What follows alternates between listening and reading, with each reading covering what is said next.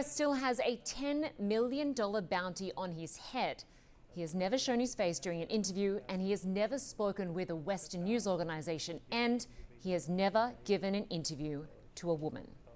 Well, now CNN's Christiane Amanpour sat down with Haqqani for an exclusive, wide-ranging discussion about women's rights and why, after decades of fighting, he wants to make friends with the United States. And our chief international anchor, Christiane Amanpour, joins us now from the Afghan capital. Good to have you there, Christiane. This was an extraordinary interview with the deputy leader of the Taliban, a man, as I said, who has a US bounty on his head. And he told you that he wants the Taliban to be taken seriously on the world stage. Yes, indeed, Lynda. Look, you know, Afghanistan has fallen off the world map ever since the fall of Kabul, and certainly since so much attention is rightly being paid to the terrible war in Ukraine. But Afghanistan also is, something that the United States has to grapple with, and the rest of the world as well, after that chaotic withdrawal just 9 months ago. And it is in economic freefall, and the humanitarian catastrophe is absolutely dire, and we're going to be reporting on that.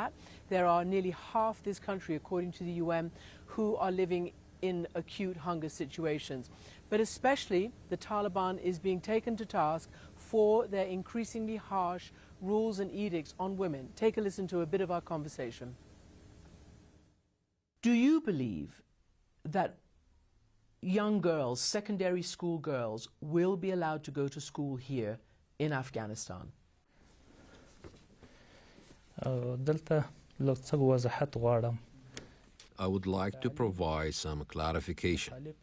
There is no one who opposes education for women, and already girls are allowed to go to school up to grade 6, and above that grade. The work is continuing on a mechanism.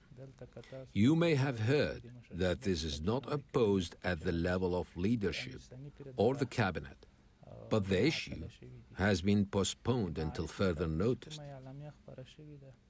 In the declaration provided by the Ministry of Education, there were some shortcomings within the preparation that were ongoing. Work is ongoing on those issues.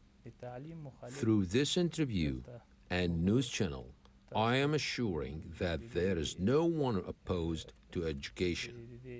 Only that work has started on the mechanism.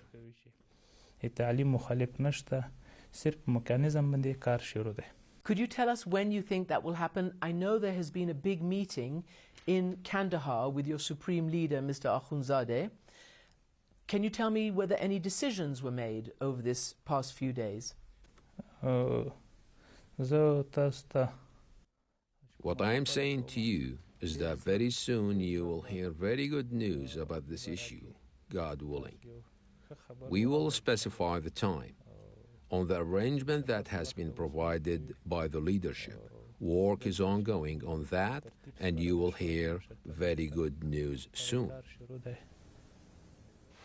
So we're just going to wait and see whether that comes to bear. Certainly, most of the people here want that to happen. There were huge, protests in the, maybe not public, but definitely religious leaders and others protesting the suspension of girls' secondary school. And this, these leaders want to be leaders for the people. So that means also half their population women.